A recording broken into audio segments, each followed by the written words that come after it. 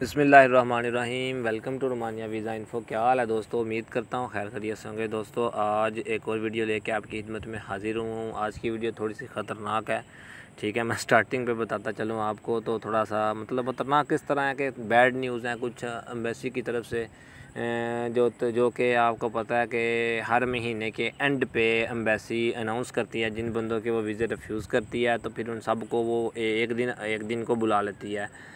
कोशिश करते हैं कि वो एक से लेकर 4 या 5 के दौरान जिन बंदों के सारे पिछले महीने में जितने भी वीज़ा रिफ्यूज़ हैं उनको 1 से लेकर 5 के दौरान एक दिन सबको बुलाएं। वो रिफ्यूज़ल की जो ईमेल करते हैं उसमें वो डेट वो ही देते हैं।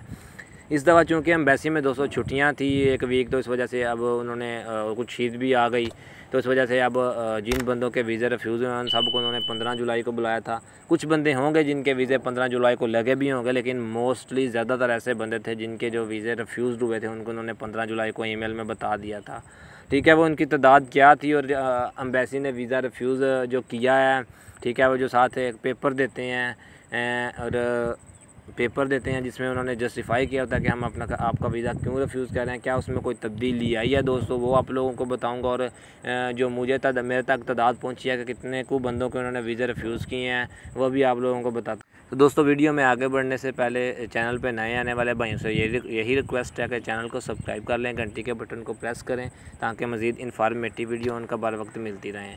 तो दोस्तों अब बातें हैं अपने टॉपिक की तरफ। एम्बेसी ने कितने बंदों के वीज़ा रिफ्यूज़ किए हैं और क्या जो पेपर मिला उन पर रीज़न उन्होंने चेंज किए हैं कि नहीं की, ठीक है।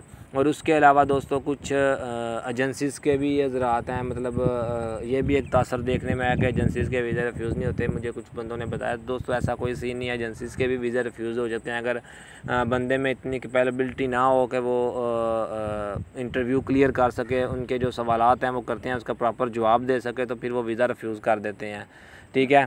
अब इसमें एक चीज़ मैं ये भी आप लोगों को क्लियर करता चलूँ, 2 मेरे दोस्त थे, तो 9 जून का उनका इंटरव्यू था, ठीक है। वर्क परमिट वहाँ से उन्होंने मंगवाया, सारा कुछ अपॉइंटमेंट भी वहाँ से अप्लाई हुई, कोई एजेंसी इन्वॉल्व नहीं थी।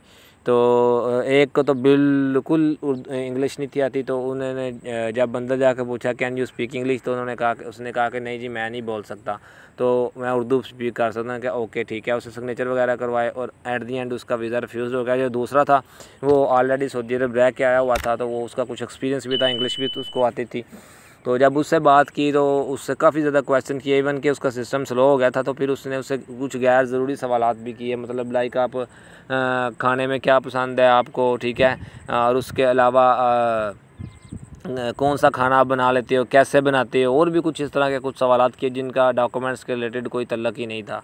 तो लेकिन उस एट दी एंड उस लड़के का वीज़ा लग गया जिससे बहुत ज़्यादा सवालात, और जिसने कहा कि मुझे इंग्लिश नहीं आती उसका वीज़ा रिफ्यूज़ कर दिया उन्होंने। अब बातें हैं जो रिफ्यूज़ल लेटर दे रहे हैं दोस्तों, वो कौन सा लेटर है, ठीक है, क्या उन्होंने कोई तब्दीली किया और कितने को वीज़ा रिफ्यूज़ किया। स्क्रीन के ऊपर दोस्तों मैं आप लोगों को शो करता हूँ, लेटर आप देख रहे हैं, आपको नज़र आ रहा होगा दोस्तों, ये रिफ्यूज़ल लेटर आपको स्क्रीन के ऊपर नज़र आ रहा होगा, ठीक है। इसी तरह की एक मेरे पास यकम के भी कुछ पहुँचे, कुछ उसके बाद के भी पहुँचे, जैसे जैसे वीज़ा रिफ्यूज़ ऊपर से डेट मेंशन होते हैं, लेकिन जब वो ईमेल करते हैं तो ईमेल में बाकायदा वो 15 की डेट ही उन्होंने ज़्यादातर मेंशन की हुई थी, 15 जुलाई की। तो अब इसमें रीज़न को जो है दोस्तों मैंने उसके ऊपर रेड सर्कल भी लगाया हुआ है, आपको नज़र आ रहा है, मैं पढ़ के आपको सुनाता हूँ। अब इसमें जो रीज़न नंबर पॉइंट नंबर 4 है, उसमें पहले तो वो लिखा हुआ है you have failed to provide proof of holding, इस तरह करके मतलब वायलेट ट्रैवल मेडिकल इंश्योरेंस, ठीक है। लेकिन ये नहीं है, इसके आगे जो एक्स है आगे इन्होंने उसकी लिखाई थोड़ी सी मोटी की हुई है, मतलब उसमें लिखा हुआ है दी information submitted regarding the justification for the purpose and condition of the intend stay was not liable, जिसका मतलब दोस्तों यही बनता है, आसान अल्फाज में आप लोगों को बताऊंगा, जो इन्फॉर्मेशन आपने दी है या आप उस इन्फॉर्मेशन के मुताबिक आप हमें जस्टिफाई नहीं कर सके अपने स्टे के बारे में, आप वहाँ स्टे नहीं करेंगे, या हम आपसे मुतमिन नहीं हैं, हम आपसे जस्टिफाई नहीं हैं कि आप वहाँ पे स्टे करें, आप रुकें, आप भाग जाएंगे, या आपके डॉक्यूमेंट्स मतलब आ जाके आप हमें सेटिस्फाइड नहीं कर सके, इज़ दैट सिंपल, कि आप हमें सेटिस्फाइड नहीं कर सके, इस वजह से हमने आपका वीज़ा रिफ्यूज़ किया दोस्तों। वो